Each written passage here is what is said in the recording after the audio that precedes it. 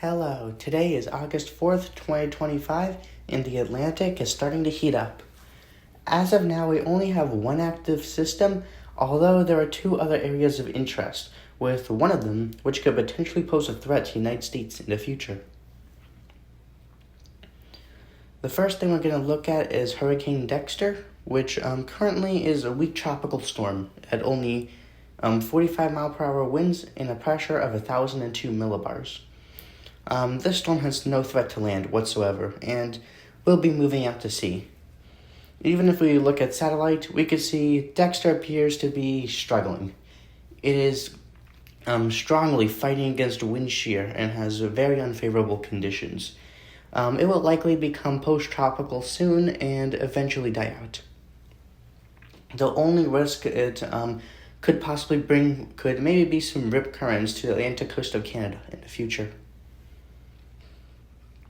Moving on to the more pressing topic, there is a tropical disturbance moving off the coast of Africa near Cape Verde, which according to some models has the potential to become a rather strong hurricane sometime in the next week and could impact the U.S.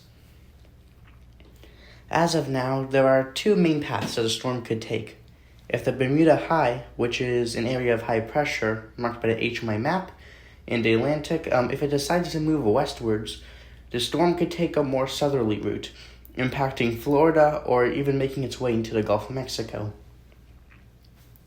On the other hand, if the Bermuda High happens to move east, the storm could recurve back into the ocean, skirting the U.S. East Coast, bringing some impacts there. Taking a look at the latest GFS models, we can see that the GFS is actually being quite extreme, bringing the storm into major hurricane status, which is a Category 3 or higher, making landfall but sometime between August 10th and the 20th. This model run from last night is forecasting the storm to hit central Florida as a major hurricane on the East Coast and moving into Alabama and Mississippi later down the line.